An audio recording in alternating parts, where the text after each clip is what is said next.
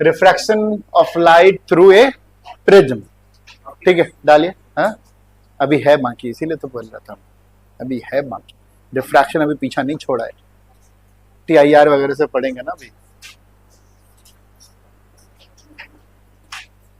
सो prism में refraction कैसे कैसे होता है? प्रिज्म जानते हो कैसा होता है? सबने देखा होगा।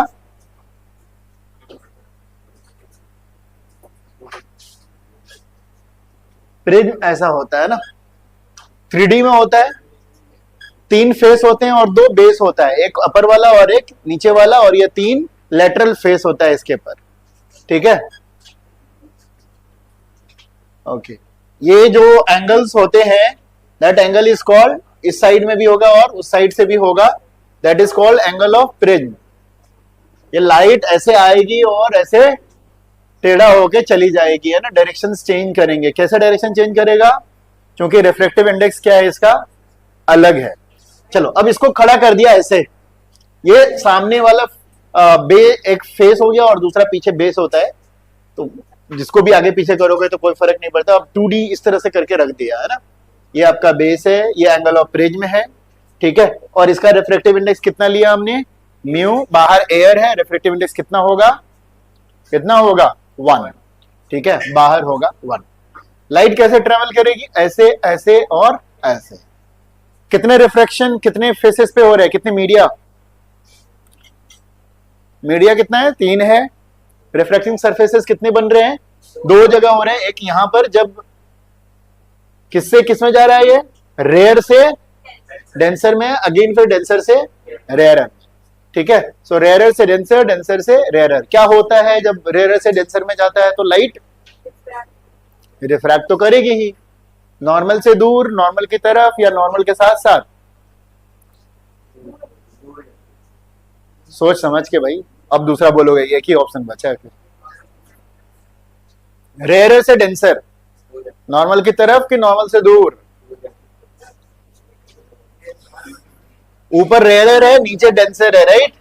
ऊपर रेयरर, डेंसर, ये नॉर्मल, ये लाइट आई, ये इसका खुद का रास्ता है, दिस इज नॉर्मल। अब ये नॉर्मल की तरफ या नॉर्मल से दूर? 2 ऑप्शन है, एक ये और एक ये, 1 नंबर या फिर 2 नंबर। क्या होगा नितिन? दूर। नितलेश क्या, क्यों? 3-4 बार पढ़ा चुका हूं यार इसको।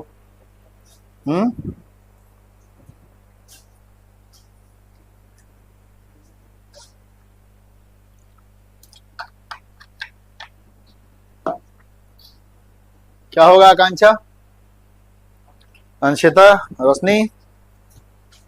1 नंबर की 2 नंबर?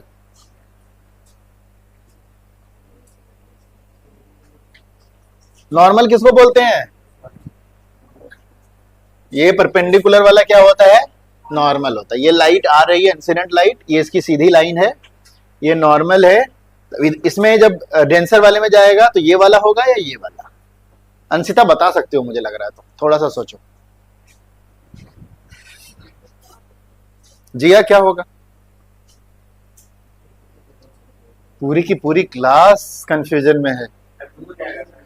नॉर्मल से दूर जाएगा। अलकामा तुम बताओ। दूर जाएगा। नितलेश? पास जाएगा, या कोई तो होना चाहिए दूर वाले को पास खींचने के लिए। जन्नत?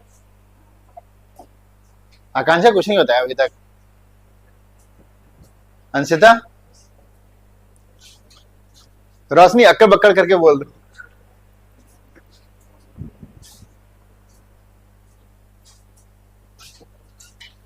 ये पास जाएगा, ठीक है।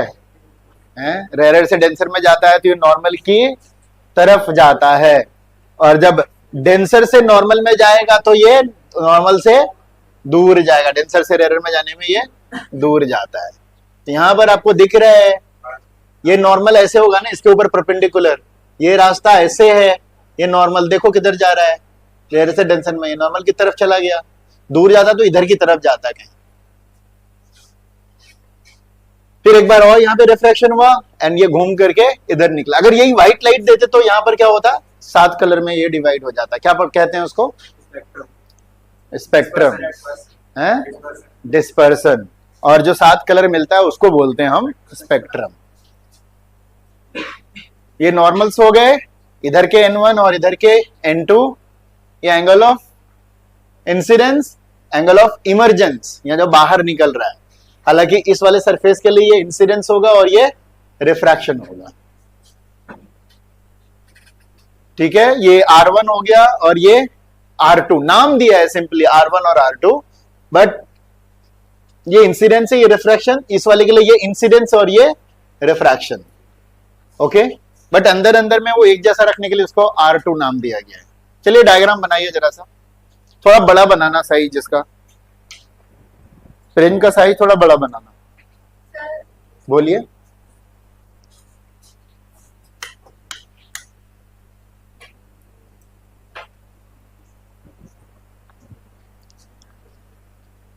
फटाफट करो, ये चैप्टर काफी टाइम ले लिया, थोड़ा बड़ा भी है वैसे।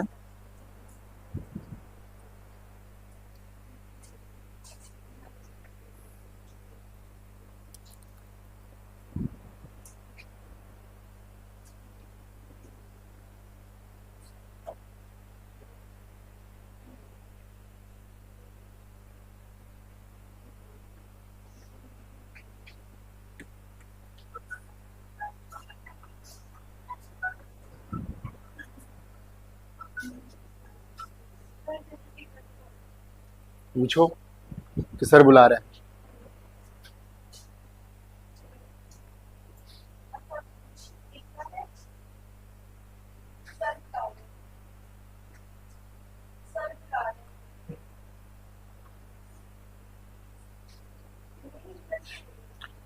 कोई बात नहीं, कल एग्जाम की तैयारी कर रही है तो छोड़ दो।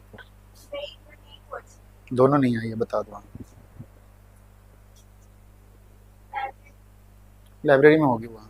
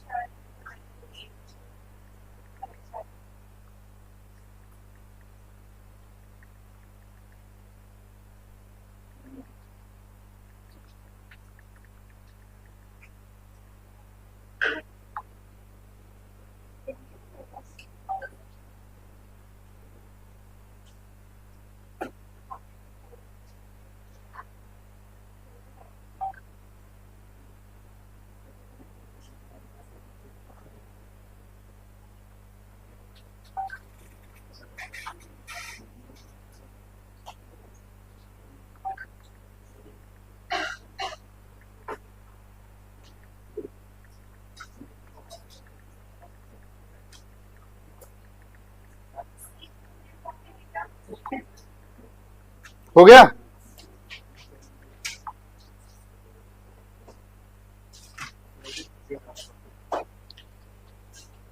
ओके, समझ में आया? इस वाले रिफ्रैक्शन के लिए इंसिडेंस और ये रिफ्रैक्शन एंगल है, ये इंसिडेंस और ये रिफ्रैक्शन एंगल है। बट इंसिडेंस का नाम रखा है हमने R2 यहाँ पे। Don't worry, it's not refraction angle, ये इंसिडेंस ही है ना। यहाँ पे वापस जो लाइट इसमें इंसिडेंट कर रही है, सो एंगल ऑफ इंसिडेंस है ये, जिसका नाम क्या रखा है हमने? R2 रखा है। और ये रिफ्रैक्शन है जिसका नाम E रखा है। E का मतलब इमरजेंस, मतलब लाइट जो इमर्ज कर रही है ना, बाहर जो निकल रही है, इसीलिए उसका नाम रखा है। तो based on its function only यहाँ पे हमने नाम रखा है। ठीक है, बट जैसे आप लोग समझते थे यह इंसिडेंस फिर रिफ्रैक्शन फिर इंसिडेंस फिर रिफ्रैक्शन, वैसे ही हो रहा है। ओके, चलिए ये O दे दिया है। इस वाले जो नॉर्मल जहां एक दूसरे को कनेक्ट करते हैं, ये O है। हम इनके बीच में रिलेशन देखना चाह रहे हैं फिलहाल। ठीक है, कि क्या क्या हो सकता है, कितने एंगल पे रखेंगे तो लाइट कितने से मुड़ जाएगी। तो देखिए, अभी ये लाइट अगर ये प्रिज्म नहीं होता तो ये सीधा चला जाता, लेकिन प्रिज्म होने की वजह से ये 2 बार रिफ्रैक्ट करने के बाद कैसे जा रहा है? ऐसे जा रहा है। तो एक्चुअल पाथ से ये इतने एंगल पर, डेल्टा इसको कहेंगे, डेल्टा एंगल से ये क्या हो गया है? डेविएट हो गया है। इसको बोलते हैं एंगल ऑफ डेविएशन। क्या बोलेंगे हम लोग? Angle of deviation. मतलब अपने पाथ से कितने एंगल से वो डेविएट कर गया है, that is called angle of deviation. ठीक है, नाम रख दिया सारे पॉइंट का, इस पॉइंट का नाम P, इस पॉइंट का नाम D, इस पॉइंट का नाम Q, रखते चलिए सबका नाम। डेल्टा निकालेंगे हम, फिर डेल्टा मिनिमम निकालेंगे कि कम से कम डेविएशन होने के लिए क्या रूल्स होंगे इनके पास।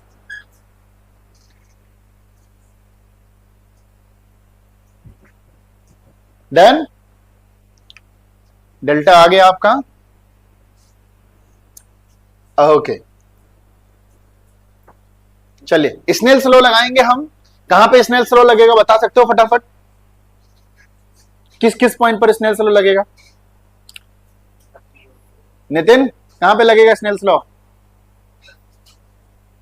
घोंगा लॉ, नाम सुना है उसका लॉ का? कहां पे लगेगा?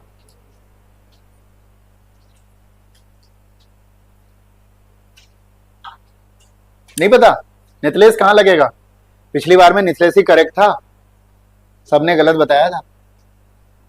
इस बार अभी अब बताओ यहां पे कहां लगेगा Snell's law?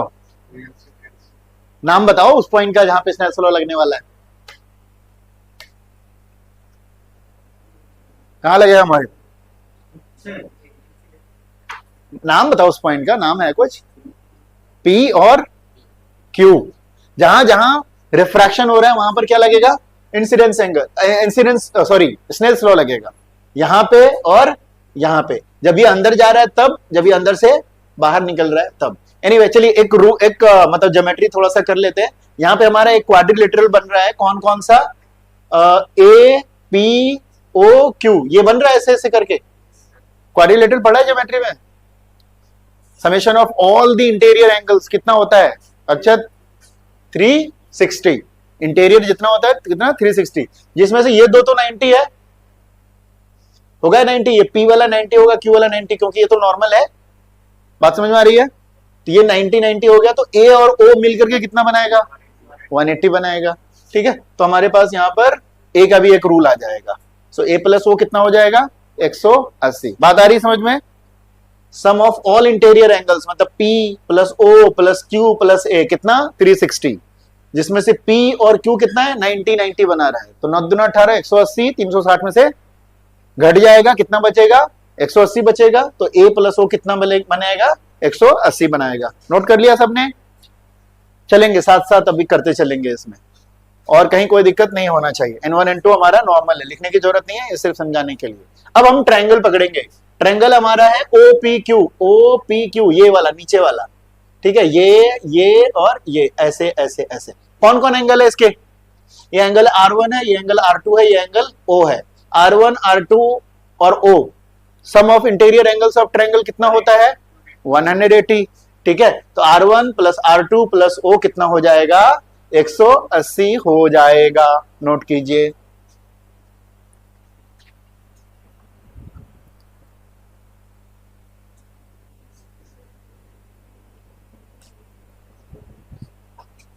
R1 plus R2 plus O कितना हो जाएगा? 180 हो जाएगा। ठीक है, चलिए इनके भी आपस में भी रिलेशन निकल जाएंगे। चलिए एक और ट्रायंगल है हमारे पास, कौन सा ट्रायंगल? DPQ। ठीक है, कौन सा एंगल है? DPQ, दिख रहा है सबको? ओके, इसके भी एंगल्स के समेशन कितने हो जाएंगे? 180। लेकिन थोड़ा सा इसमें चेंज करना है हम, बिकॉज अब 12th में आ गए हैं, 9th वाला डेरिवेशन 10th वाला डेरिवेशन नहीं चलेगा, थोड़ा सा एडवांस, तो हम कुछ डायरेक्ट करते हैं। देखिए एंगल P ऊपर वाला है ना, ध्यान दीजिएगा सबको, ये हम लोग कौन से एंगल की बात कर रहे हैं? ये वाला एंगल, राइट। लेकिन ये बताइए टोटल एंगल जो है ये कितना के बराबर होगा? इसके बराबर हो जाएगा, क्योंकि ये दोनों लाइन एक दूसरे को ऐसे कट कर रही हैं। पढ़ा है ना, दो लाइन ऐसे कट करती हैं तो अपोजिट एंगल्स क्या होते हैं? इक्वल होते हैं। ओके, ये टोटल एंगल कितना के बराबर हो जाएगा? I के बराबर हो जाएगा। टोटल एंगल का मतलब R1 प्लस P वाला एंगल कितना के बराबर हो जाएगा?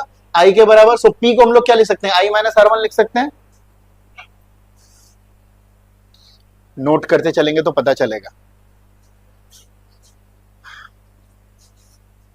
यहां पे मैं लिख देता हूं, ये जो टोटल एंगल है, एंगल DPO, एंगल DPO कितना के बराबर? आई के बराबर होगा कि नहीं, ये इसके बराबर होगा बिकॉज ये दोनों एक दूसरे को कट करते हैं, ठीक है। लेकिन डीपीओ, डीपीओ अगेन दो एंगल से बना हुआ है, डीपीओ को लिख सकते हैं, ओ लिखना है, क्यू लिखने की जरूरत नहीं है, डीपीओ, डीपीओ को लिख सकते हैं डीपीक्यू और पी, या फिर डायरेक्ट लिख देंगे डी, लिख कुछ और, D P Q plus R one will be equal to कितना, आई। टोटल एंगल को दो पार्ट लिख सकते हैं, ऊपर वाला और नीचे वाला। ऊपर वाला हो गया डीपीक्यू और नीचे वाला क्या हो गया, आर वन, दोनों मिलके कितने के बराबर, आई के बराबर। और एंगल डीपीक्यू कितना हो जाएगा, आई माइनस आर वन। सिमिलरली उस साइड भी ये वाला एंगल कितना हो जाएगा, ये टोटल कितना के बराबर होगा, ई के बराबर।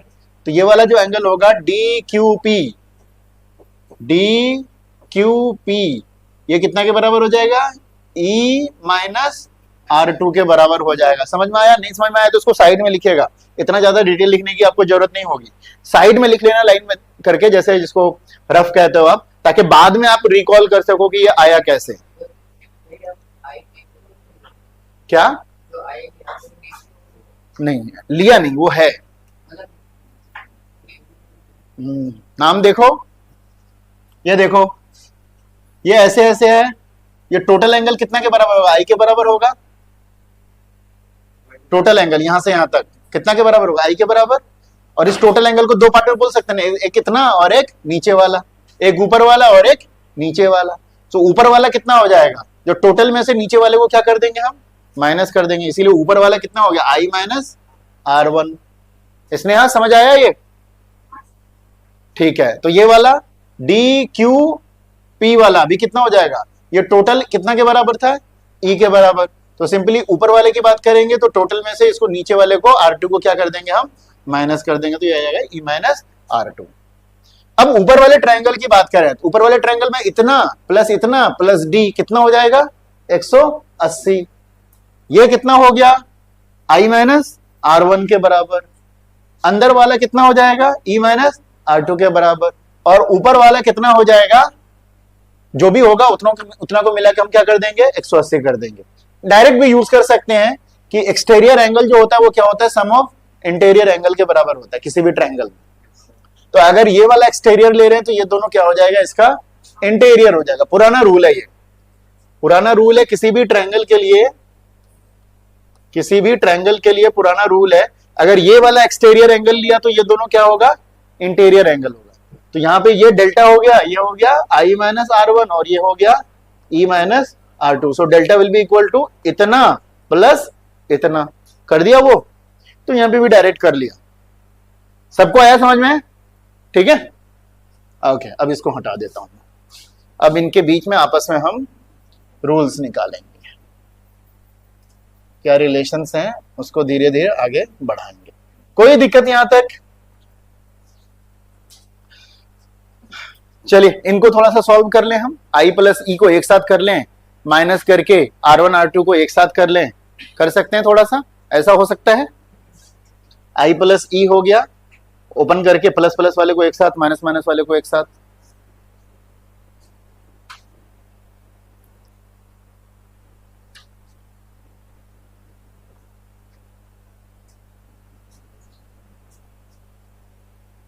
हो गए हो।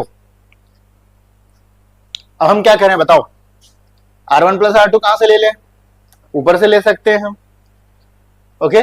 जब जरूरत पड़ेगी तो यूज कर लेंगे इसको। और ए प्लस ओ ऊपर है, कैसे फिट करेंगे उसको, तो दोनों को मिलाया हमने सिंपली। अब ऊपर की बात करते हैं, ए कितना हो जाएगा, ए कितना के बराबर हो जाएगा, कैसे, दोनों का आरएचएस क्या है, सेम है, एलएचएस को इक्वेट कर दोगे, ठीक है। एक स्टेप में लिख ही देता हूं वरना, फ्रॉम फर्स्ट एंड सेकेंड, मतलब कितना, ए प्लस ओ कितना 180, और नीचे क्या है R1 plus R2 plus O कितना 180। नीचे वाले में से ऊपर वाले को माइनस कर देंगे हम, तो ओ खत्म हो जाएगा। ये लिख सकते हैं R1 plus R2 minus A is equal to कितना 0, सो R1 प्लस R2 कितना के बराबर हो जाएगा, ए के बराबर हो जाएगा। हुआ, फर्स्ट और सेकंड को सॉल्व कर लिया, सो R1 प्लस R2 कितने के बराबर, ए के बराबर, और ये वैल्यू ले आकर के इसमें हम पुट करेंगे जब इक्वेशन 3 में करेंगे। एनीवे पहले यहां तक नोट कर लीजिए, from first and second A plus वो इतना इतना इतना उसमें से माइनस कर दिया, ऊपर वाले को माइनस कर रहे हैं नीचे वाले से।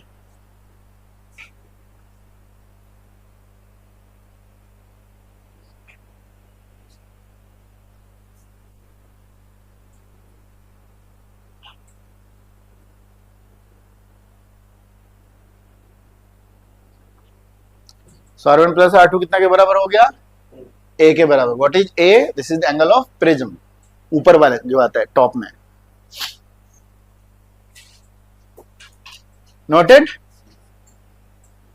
ठीक है। तो R1 प्लस R2 कितना के बराबर, ए के बराबर, और 3 में ले आके हम पुट कर देंगे, तो डेल्टा का वैल्यू कितना हो जाएगा, I plus E minus R1 plus R2 की जगह पर क्या हो जाएगा, ए हो जाएगा। ये आ गया आपका delta, this is the angle of deviation of the light.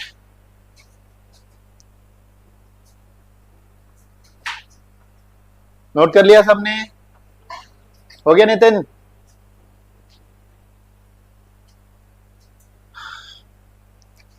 या फिर क्या कर देंगे हम, ए को उधर लेके चले गए, आई प्लस ई कितने के बराबर हो जाएगा, ए प्लस डेल्टा के बराबर हो जाएगा। ये सेम जनरली इसका ज्यादा यूज है, इसका कम यूज है, ये न्यूमेरिकल सॉल्व करने में हेल्प करता है।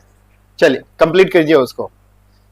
एक सेंटेंस बना सकते हो, चाहो तो बना लो, नहीं तो नहीं। सम ऑफ क्या, इंसिडेंस और emergence will be equal to क्या, angle of prism and angle of deviation. बस इसी को सेंटेंस में लिख लेना है, चाहो तो आप अपने से भी लिख सकते हो सेंटेंस में। ये जो फाइनल आया है क्या है, sum of angle of incidence and angle of emergence, EMERGENCE, emergence is equal to angle of prism and angle of deviation. Delta को क्या बोलते हैं, डेविएशन बोलते हैं। तो अपने से सेंटेंस को भी लिख लो, ज्यादा बेटर है अपने से लिखो।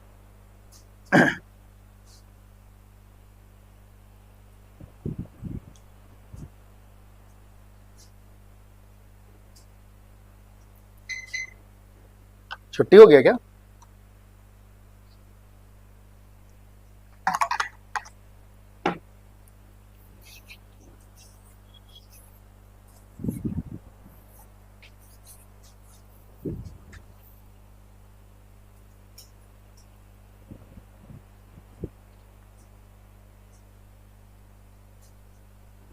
हो गए हो? आगे चलें? चलो चलो भाई चलो। ओके, अब एंगल ऑफ डेविएशन देखते हैं कि हम जैसे ही लाइट को, अभी जैसे इसको देख रहे थे,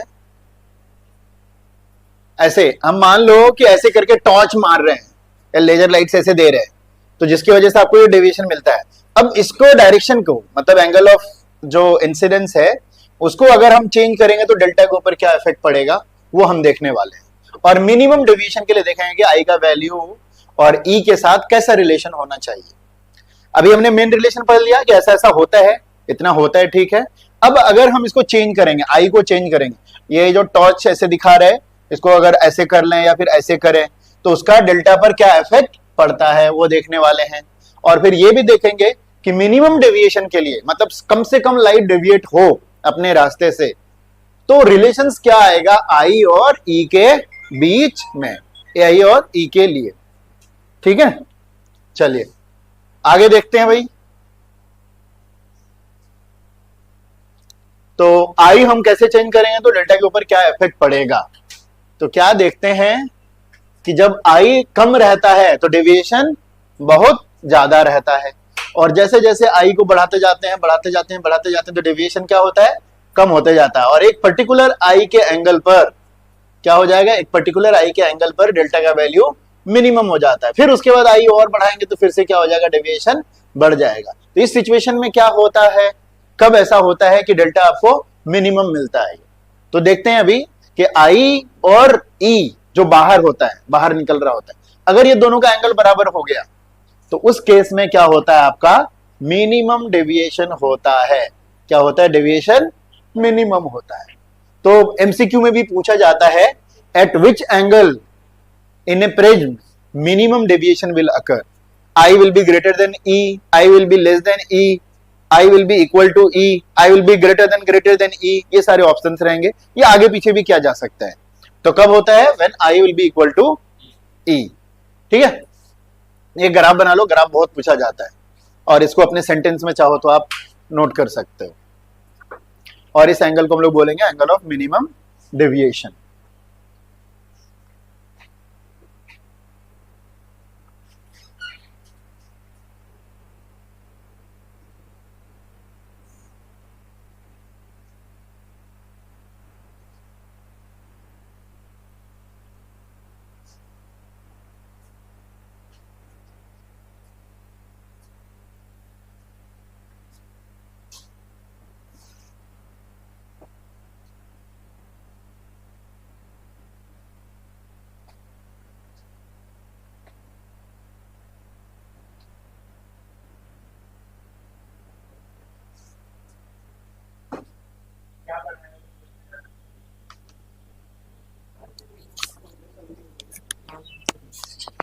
क्या हो गया भाई?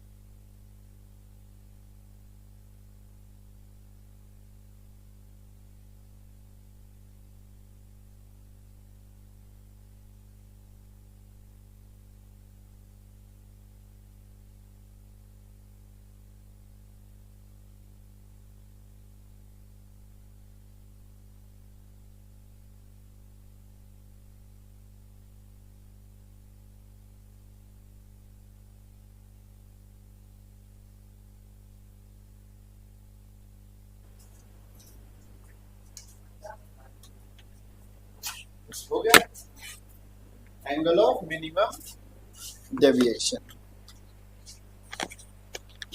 ओके, चलो भाई, कब होता है delta M I is equal to E के बराबर, और उस केस में आपका R1 R2 दोनों क्या हो जाता है, इक्वल हो जाता है। और उस केस में बिकॉज ऑफकोर्स आई ई के बराबर हो जाएगा तो R1 और R2 भी क्या हो जाएगा, एक दूसरे के बराबर हो जाएगा।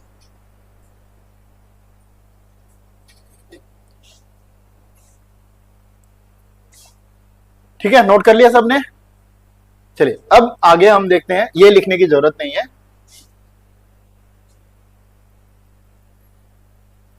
अब म्यू के साथ रिलेशंस देखेंगे स्नेल्स लॉ लगा करके। अरे ये नहीं, ये वाला नहीं लिखने की जरूरत है, ये तो लिखेंगे ही, refractive index of material of prism, mu के साथ रिलेशन देखेंगे। अब हमें क्या लगाना पड़ेगा उसके लिए, म्यू लेने के लिए क्या लगाना पड़ेगा, स्नेल्स लॉ लगाने पड़ेंगे। ठीक है, स्नेल्स लॉ क्या कहता है, sine A upon sine R, sine I upon sine R is equal to क्या, दो मीडियम है, वापस से आ गए हम लोग फिर वहीं पे। एक एग्जांपल ले लिया हमने, ये पहला मीडियम, ये दूसरा मीडियम, इधर से लाइट आके इधर जाएगी, एंगल ऑफ आई और एंगल ऑफ आर। अब बताओ sine I by sine R will be equal to mu one by mu two या mu two by mu one.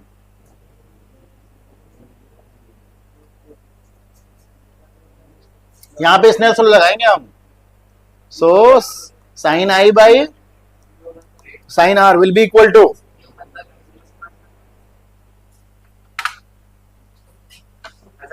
आज तो मारूंगा मैं सही में, आज सबको मारूंगा, कम से कम 3-4 बार अलग अलग कंडीशंस में अलग अलग टॉपिक पे हम इस चीज को डिस्कस करें, ठीक है। और आज तक तुम लोग कंफ्यूजन में हो कि पहले मुर्गी या पहले अंडा। हाँ, तुम्हें तो जरूर मारूंगा मैं। हाँ, तुम्हें भी। बताओ, तुम पहली बार वाले में सही होना चाहिए।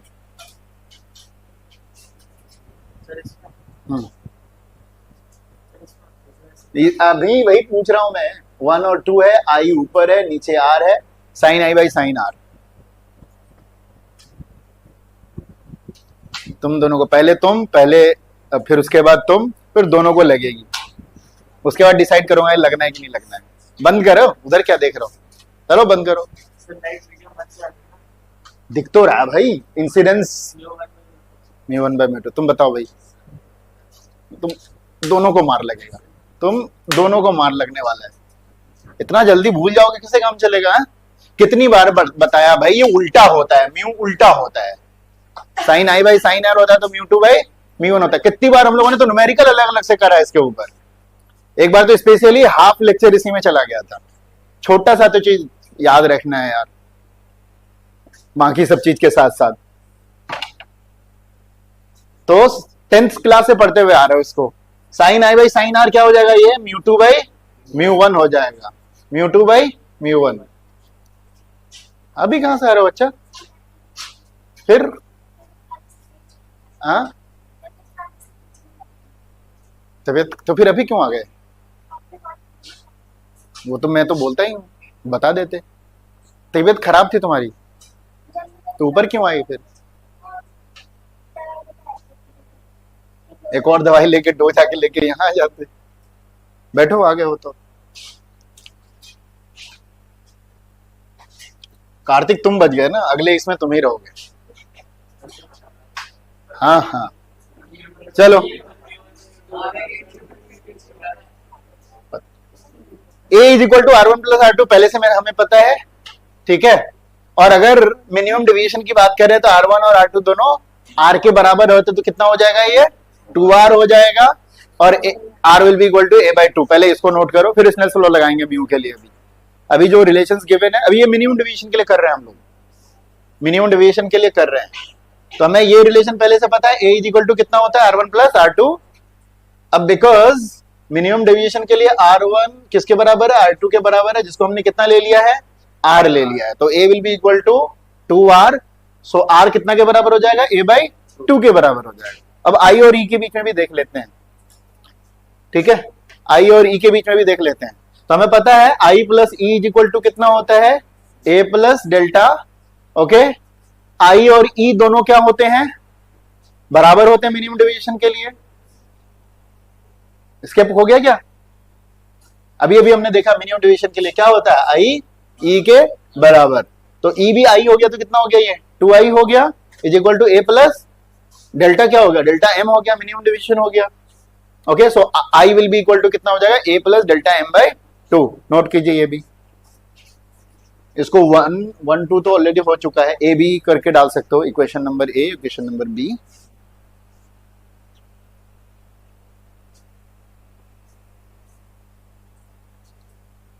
चलो, I और R दोनों आ गया हमारे पास। ओके, एंगल ऑफ इंसिडेंस भी आ गया, angle of R refraction, angle of incidence और एंगल ऑफ रिफ्रैक्शन दोनों आ गया हमारे पास। तो पहला ही वाला सरफेस मैंने पहले एंगल ऑफ इंसिडेंस बन रहा है और दूसरी तरफ जो निकल रहा है R1 हमारा R हो गया। वहां पे स्नेल्स लॉ लगा देंगे। चलिए लगाते हैं स्नेल्स लॉ। क्या formula? Sine I by sine R1। ये वाला सरफेस देखते हैं। अभी हम लोगों ने जो देखा था, ये लाइट यहां से गई और ऐसे गई, राइट। ये है आपका ऐसे, ये है आपका normal. This is angle of I और ये है एंगल ऑफ क्या? रिफ्रैक्शन R1, है ना। R1 कितना के बराबर है? R के बराबर है, राइट। यहां पे लगाएंगे हम फॉर्मूला। यहां का μ1 कितना के बराबर है? 1 के बराबर। और μ2 कितना के बराबर है? म्यू के बराबर है। फॉर्मूला लगाएंगे, sine I by sine R1 will be equal to कितना? μ2/μ1। μ2 कितना है हमारा? म्यू के बराबर और μ1 कितना है? 1 के बराबर। तो हो गया sine I by sine R one mu के बराबर, और आर वन हमारा आर के बराबर है, तो ये हो गया mu is equal to sine I by sine R. समझ आया कुछ? सब मुंह बंद किए हो?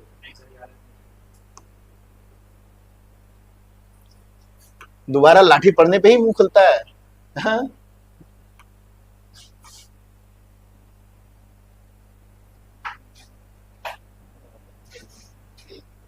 चलो देखो,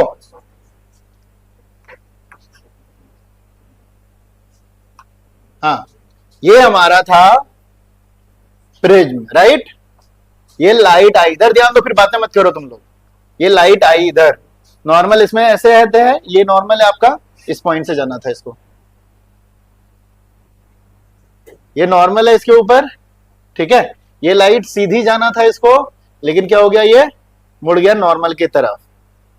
समझ आया? ये वाला एंगल क्या है? इंसिडेंस। रिफ्रैक्शन बताओ कौन सा एंगल होगा? नॉर्मल और इसके बीच का, ये जिसको हमने क्या नाम दिया था, R1। और मिनिमम डेविएशन के लिए R1 कितना के बराबर है? R के बराबर। रिफ्रैक्टिव इंडेक्स बाहर हवा का 1 है, नहीं है, मीडियम यहां से जा रहा है, तो इसका नाम कितना है? 1। यहां का μ2 कितना है? म्यू के बराबर। ठीक है, अब लगाते हैं incidence, Snell's law. Sine I by sine R1, और म्यू क्या होता है? उल्टा होता है, उधर बाई इधर। एंगल में इधर से उधर, और म्यू में उधर से इधर। μ2 बाई μ1, μ2 बाई μ1। μ2 कितना के बराबर है? म्यू के बराबर, और μ1 कितना के बराबर है? 1। हो गया sine I by sine R1 is equal to mu. अब वेट, साइन आई R1 कितना के बराबर है? R के बराबर है। मिनिमम डेविएशन के लिए R1 कितना के बराबर है? R के बराबर है। तो sine I by sine R is equal to sine I by sine R1 μ2 by μ1 is equal to mu. तो पूरा इसको कर लो एक बार, ठीक है? डायग्राम तुम्हारे पास है तो अच्छे से इसको, चलो मैं ही करता हूं, डायग्राम तो है ही, एक एक स्टेप में बना देता हूं। स्नेल्स लॉ जब अप्लाई करेंगे हम, तो it will be sine I by sine R1, ये हो जाएगा μ2 बाई μ1। नीचे वाला एक स्टेप कर देते हैं, sine I by sine R, μ2 हो गया म्यू, और μ1 हो गया 1। तो sine I by sine R is equal to mu. अब नोट कर लो इसको। हाँ बोलो, क्या बोल रहे थे? ठीक है,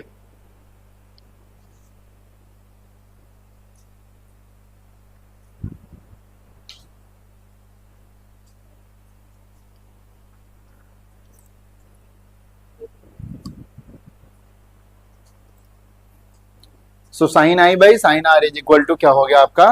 म्यू हो गया।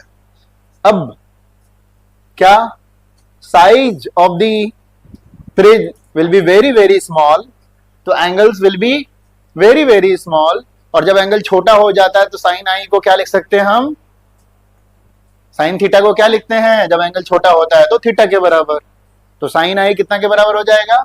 आई के बराबर। साइन आर किसके बराबर हो जाएगा? आर के बराबर। याद है ना, टेन और साइन दोनों के लिए ये होता है, when thetas are very very small, तो साइन थीटा को हम थीटा के बराबर लिख सकते हैं, टेन थीटा को भी हम थीटा के बराबर लिखते हैं। यहाँ तो हमारे पास साइन है, तो साइन थीटा, थीटा मतलब आई है, साइन थीटा, थीटा मतलब आर है, तो इस थीटा को हम क्या लिख सकते हैं? साइन थीटा को थीटा लिखेंगे, तो साइन आई हो जाएगा आई, साइन आर हो जाएगा हमारा आर। ठीक है, तो यहां तक लिख लिया सबने? चलो, तो अब हम आगे पुश करेंगे values when thetas are very very small. अभी तो फिलहाल ऐसे डायरेक्ट पुट करो, इसके बाद एक और स्टेप में जाएंगे, अभी बड़े के लिए। अब डायरेक्ट पुट कर दो, आई के जगह पर कितना है वहां पे? ए प्लस डेल्टा एम बाई 2, और आर के जगह पर क्या है? ए बाई 2। ये पुट कर दो, तो ये म्यू एक्चुअल में निकल जाएगा। फिर उसके बाद हम थीटा स्मॉल के लिए करेंगे। अभी पहले डायरेक्ट पुट कर दो वैल्यू, कोई दिक्कत? आई और आर पीछे से पुट कर देना, यहां जो निकाला हम, ये सारे के सारे मिनिमम डेविएशन के लिए, ये वाला और ये वाला, आई और आर वहां से पुट कर देना है।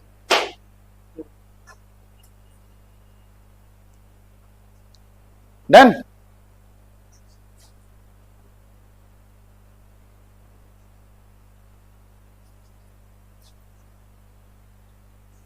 ओके, चलिए अब वो भी देख लेते हैं जरा सा। नोट कर लिया था सबने?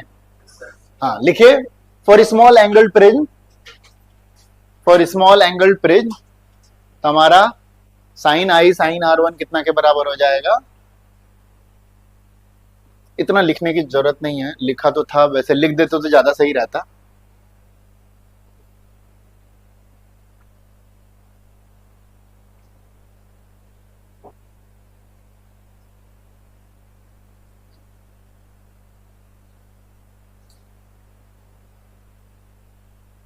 अरे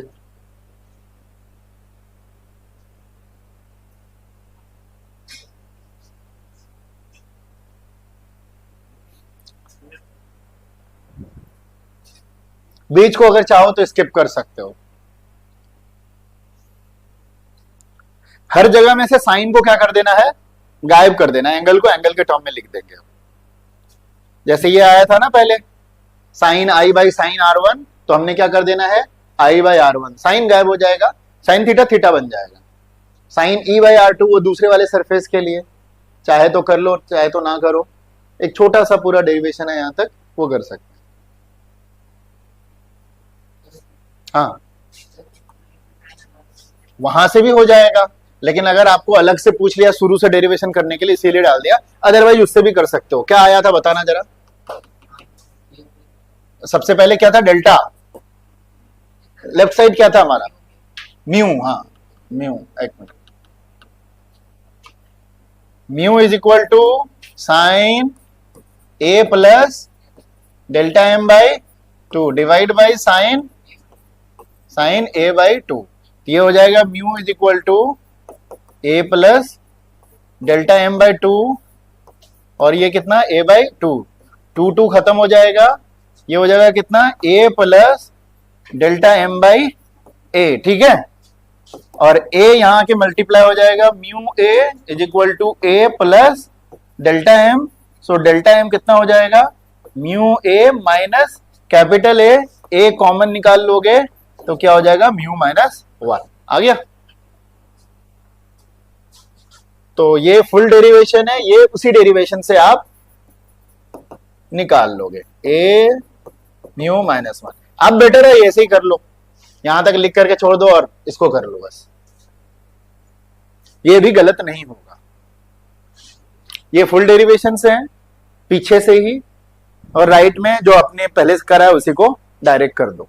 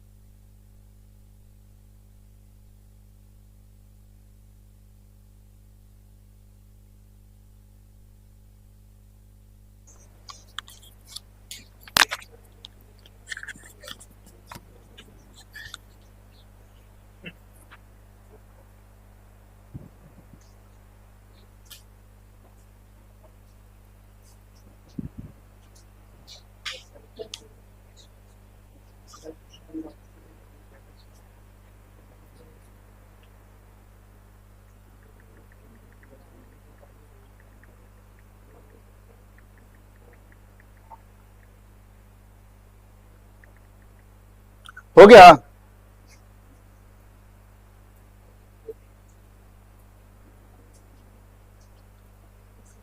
डन, हटा दो। चलिए एक क्वेश्चन करते हैं इस पे, ठीक है? लिखिए जरा सा।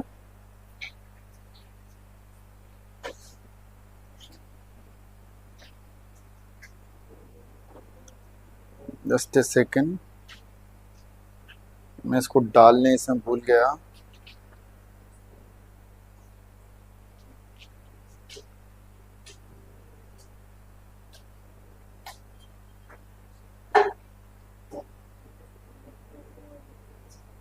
निकाल के तो रखा था यहीं पे।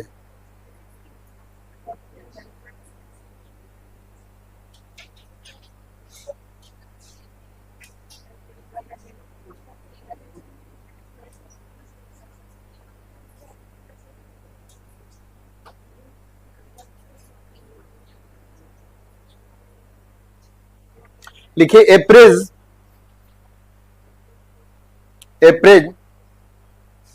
of prism angle of prism angle of prism angle 60 degree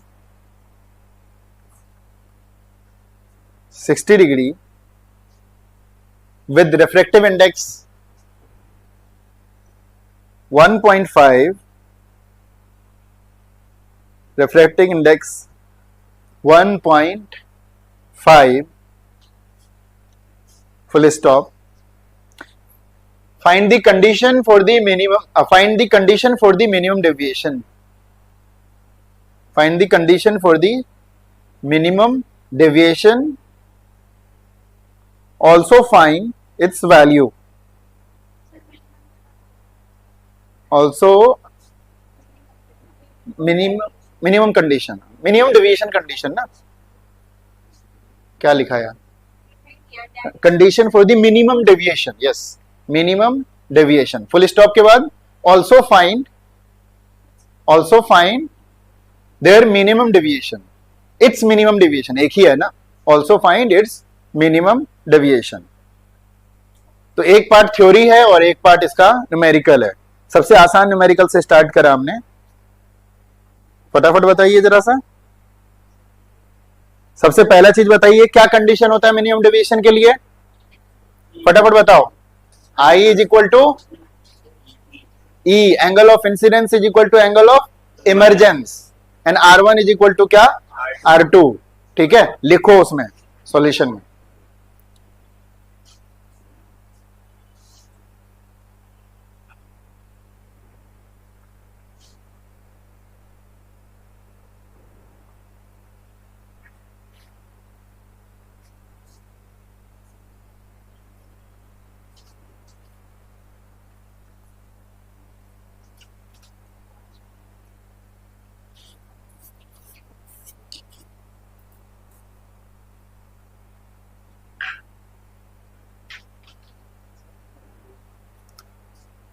निकला?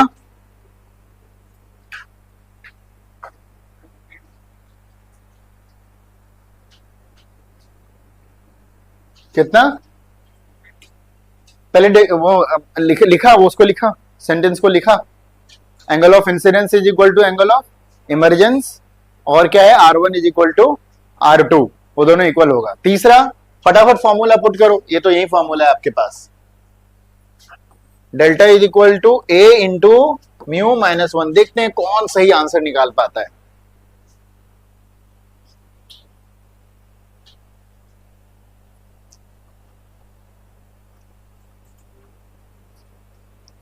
दो तरीके से आंसर निकाल सकते हैं इसका, और अगर एमसीक्यू में रहेगा तो ऑप्शंस वैसे ही रहेंगे।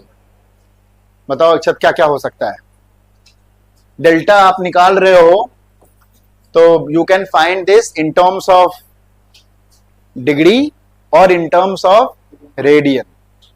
जब डिग्री रहेगा तो क्या वैल्यू डालेंगे हम? कितना डिग्री है? 60 है ना ये? 60, म्यू कितना है?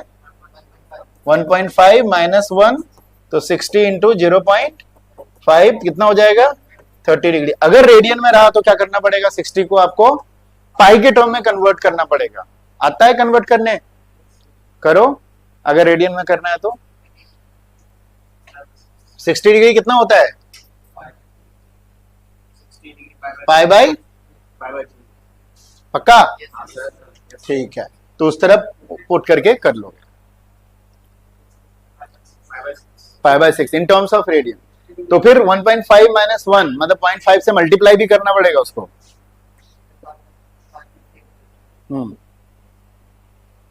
तो फाइनली पाई बाई 6 हो जाएगा, मतलब 30 डिग्री को रेडियन में कन्वर्ट करना है, बस वही चीज है। चलो आगे चलते हैं। बहुत सिंपल सा रहता है इसका क्वेश्चन, लेकिन बच्चों को लगता है कि बहुत टफ है, बहुत आसान रहता है इसका। ये डेविएशन, मिनिमम डेविएशन, ये सब निकालने के लिए आता है।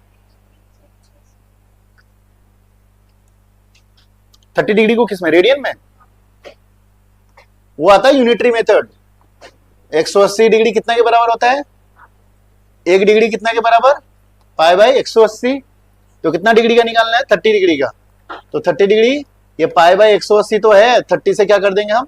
मल्टीप्लाई कर देंगे, तो कितना हो जाएगा? 6 पाई बाई 6 हो गया। ये मेथड आता होगा, 8th 9th 10th में मैथ में पढ़ाते हैं। इतना में इतना, तो इतना में इतना, तो इतना में कितना है, ऐसे ही होता है ना। इतना में इतना, एक में, मतलब पहले एक में निकालते हैं, फिर जितना का निकालना होता है उससे मल्टीप्लाई कर देते हैं। यूनिटरी मेथड नहीं पढ़ा, 8th क्लास से स्टार्ट है ये।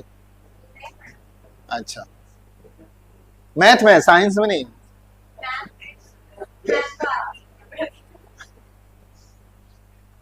चलो आगे, डिस्पर्सन ऑफ व्हाइट लाइट, इसको फटाफट निकालते हैं, ठीक है। काफी बेसिक चीज है, सबको आता होगा अच्छे से, कि जब हम किसी व्हाइट लाइट को प्रिज्म से गुजारते हैं तो क्या बनता है?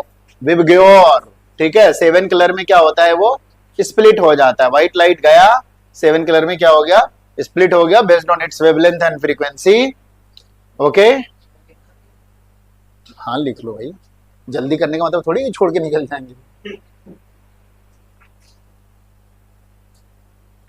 Violet, indigo, blue, green, yellow, orange, और क्या हो गया?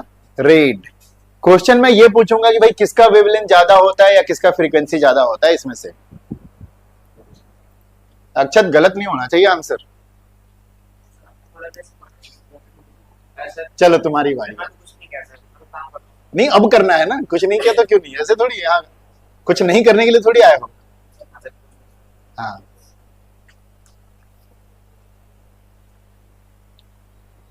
विबग्योर तो सबको याद होगा, 6th 7th से पढ़ते आते हैं, ठीक है। तो हमें ये बताइएगा, इसमें से 7 कलर में किसका वेवलेंथ ज्यादा है और किसका फ्रीक्वेंसी ज्यादा है? Are you sure? डंडा उठा लूं? पक्का? क्या वेवलेंथ? अच्छा, और कोई? स्नेहा? जिया? नहीं, नहीं होता है। होता है, जगह नहीं, नहीं होता है। यस, रेड का वेवलेंथ सबसे ज्यादा होता है और सबसे कम किसका होता है? वायलेट का। स्कैटरिंग जानते हो आप लोग क्या होता है? क्या होता है स्कैटरिंग ऑफ लाइट? नितिन? अरे ये तो ये हो गया, कलर फैल जाती है ना। किसको पूछें? तुमसे पूछते हैं मोहित। नहीं नहीं, तुम बताओ। पढ़ा है वैसे स्कैटरिंग के? नहीं पढ़ा है? पढ़ा तो होगा 10th में। अंशिता, क्या होता है स्कैटरिंग? स्कैटरिंग एक नेचुरल फिनोमेनन है, उसके आगे याद नहीं आ रहा sir. Is called scattering. Nitin बताओ भाई। हाँ, फैलती है। अभी हम लोग फैलने का कॉज पढ़ेंगे। फैल तो जाती है, बट दैट फैलने को नहीं बोला जाता है स्कैटरिंग। स्कैटरिंग का इफेक्ट है वो, basically scattering is something else. उसका इफेक्ट, स्कैटरिंग की वजह से लाइट फैल जाती है, लेकिन फैलने को स्कैटरिंग नहीं बोलेंगे। बट जहां स्कैटरिंग होता है तो वहां जरूर फैल जाता है। वो जो दिखाते हैं ना, कॉर्नर दिखाते हैं, तो कॉर्नर से लाइट कैसे, वो तो वेव नेचर में हम लोग आगे चल के देखेंगे भी। लेकिन जो बेसिक है स्कैटरिंग के पीछे वजह क्या है? एनीवन? It's open. कोई भी बता सकता है जिसको आता है। हाँ बोल। हाँ light. Hmm.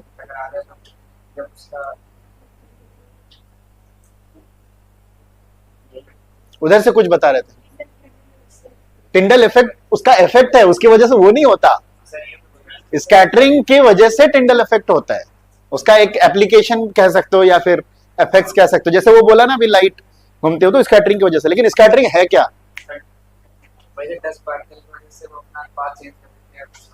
Yes, somehow he is correct. Light जब आती है और डस्ट पार्टिकल का साइज जब लाइट के वेवलेंथ के साइज के अप्रॉक्स रहता है, वहां पर वो लाइट उससे टकराने के बाद अपना पाथ क्या करता है, चेंज कर लेता है, जिसकी वजह से वो क्या होता है, फैलता है बेसिकली। ठीक है। और डस्ट पार्टिकल का रहना जरूरी है, मतलब पार्टिकल का रहना जरूरी है, तभी स्कैटरिंग होगा, नहीं तो नहीं होगा। टिंडल टिंडल में वही देखते हैं ना, अगर आपका सॉल्यूशन अच्छे से मिक्स नहीं हुआ है तो वहां पे पार्टिकल अवेलेबल होंगे, पार्टिकल से लाइट टकराएगी और स्कैटरिंग होगा, वो पार्टिकल दिखेगी, इसीलिए वो पूरा रे दिखता है। वहीं अगर ट्रू सॉल्यूशन होता है तो पार्टिकल्स नहीं रहते, वो अच्छी तरीके से सोल्यूबल होता है, पार्टिकल रहेगा ही नहीं, किसी से टकराएगा ही नहीं, वो तो स्मूथली निकल जाता, तो हमें दिखता ही नहीं है अंदर। तो एंट्री दिखेगा और एग्जिट दिखेगा, बीच में गायब, कुछ नहीं दिखेगा। तो कुछ है ही नहीं वहां पे रिफ्लेक्ट करने के लिए, एक तरह से कहीं जहां से टकराएगा तो रिफ्लेक्शन तो होगा ना, इसलिए वो दिखता है। और इसका सबसे बड़ा ब्रह्मांड में क्या इफेक्ट है, छोड़ो ब्रह्मांड में, अर्थ के लिए क्या इफेक्ट है? स्काई कैसा दिखता है? ब्लू दिखता है फ्रॉम द अर्थ, ऐसे नहीं बोलना स्काई ब्लू दिखता है।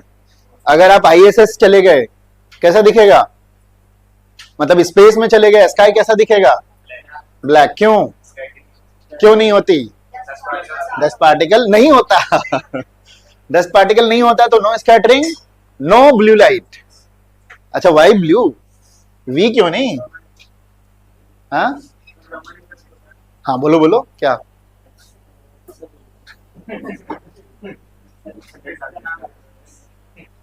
तो ये लाइट सबसे ज्यादा, मतलब जिसकी सबसे ज्यादा फ्रीक्वेंसी उसका सबसे ज्यादा स्कैटरिंग, वायलेट की सबसे ज्यादा, फिर किसका, इंडिगो का, फिर ब्लू का। अभी फिलहाल आप ये समझ जाओ कि हमारी आंखों की जो बेसिकली सेंसिटिविटी है इस कलर में सबसे ज्यादा किसके अबाउट है, ब्लू के अबाउट है। तो ब्लू लाइट हमें स्कैटर्ड ज्यादा दिखता है। ठीक है, इसलिए वो ब्लू लाइट वहां पे जो एटमॉस्फेयर में है वो ज्यादा दिखता है, इसलिए स्काई कैसा दिखता है, ब्लू दिखता है। जहां पे स्कैटरिंग नहीं होगा तो नहीं दिखेगा। ओके, तो जिसके वजह से ये जो आर का इफेक्ट सबसे ज्यादा है, why are we using red colour in like ambulance में और सिग्नल्स में? वेवलेंथ ज्यादा होता है, उसके अलावा हाँ स्कैटरिंग सबसे कम इसी का होता है। सबसे ज्यादा किसका होगा, वायलेट का, और सबसे कम किसका होगा, इसका, रेड का। वो अपनी एक्चुअल पोजीशन पे दिखेगा आपको, बाकी का पोजीशन क्या हो जाएगा, चेंज। जितना लाइट टर्न करेगा तो उसका पोजीशन चेंज होगा। देखा ना हमारी आंखों की, ब्रेन की क्या ये होती है, लाइट जिधर से आता है हमें लगता है कि वो चीज वहीं पे है, अगर लाइट घूम के आया तो हमें तो लगता है कि उधर होगा, आपके पास जहां पे पहुंचेगा वैसे, लेकिन वो तो घूम के आया होगा कहीं और। तो जाड़े के दिनों में जब कोहरा वगैरह बहुत ज्यादा रहेगा, कोहरे की वजह से पार्टिकल्स होते हैं, वहां पे अगर स्कैटरिंग हो गया तो सिग्नल कहीं और दिखेगा, कहीं और, गाड़ी कहीं और डाल दिया, है ना। तो एक्चुअल पोजीशन पे ये दिखेगा, और ज्यादा दूर तक दिखता है, वो भी है वेवलेंथ की वजह से। ओके, मेन सबसे ज्यादा स्टेबिलिटी, कुछ भी आ जाए उसका मतलब लाइट जो है ना स्कैटर नहीं करता, वो अपनी जगह पे रहता है, तो उसका एक्चुअल पोजीशन आपको दिखता है सही से। इसके पोजीशंस चेंज हो जाते हैं, इसमें देख सकते हो ना, ये कितना ज्यादा चेंज हो गया, ये यहां से निकला है, तीनों सबके सब यहां से निकले हैं, ये सबसे कम इसका है और सबसे ज्यादा इसका है। ये तो खैर रिफ्रैक्शन है फिलहाल यहाँ पे। एनीवे चलिए, ये हो गया आपका। इस मेथड को क्या कहते हैं, ये जो 7 कलर में स्प्लिट हुआ है, डिस्पर्सन कहते हैं इसको। ओके, ये डेविएशन हो गया, वायलेट का सबसे ज्यादा डेविएशन होगा। ओके, कॉज ऑफ डिस्पर्शन क्या है, ये तो हम लगा देंगे रिफ्रैक्शन का Snell's law, mu V is equal to sine I by sine R, और जो बाहर निकल रहा है उसके लिए आ जाएगा sine I by sine R. Violet का सबसे ज्यादा होगा एज कंपेयर टू रेड, ये नोट कर लो एक दो पॉइंट्स इसके।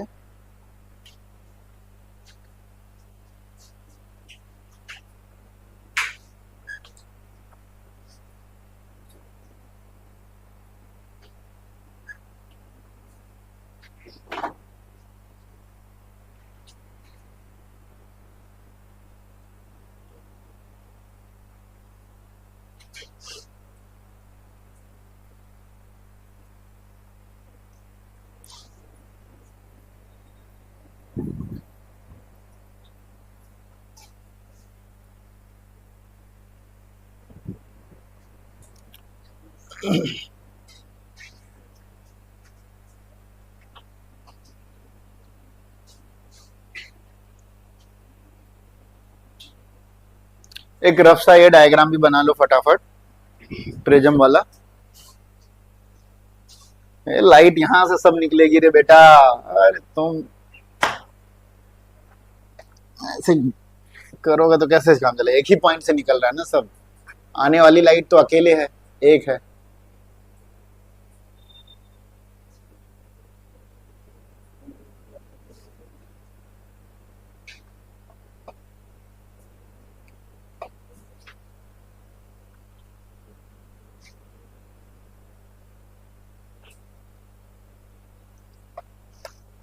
हो गया?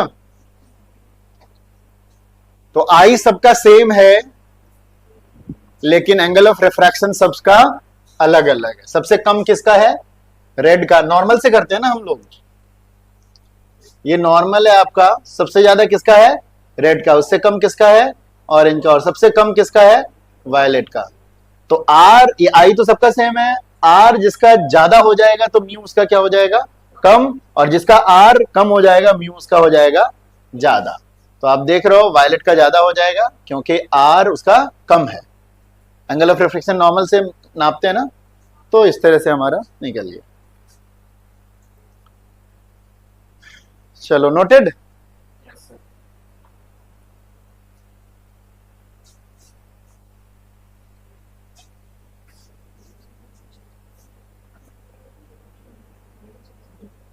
चलिए कुछ और बेसिक है इसके फटाफट कर लेते हैं, फिर उसके बाद हमारे पास सिर्फ डिवाइसेस बचेंगे करने के लिए, ऑप्टिकल इंस्ट्रूमेंट्स। हो गया? नोटेड। ये रहने दो, लिख लो, एक ऐड कर दो, colours are refracted at different angles, hence get separated.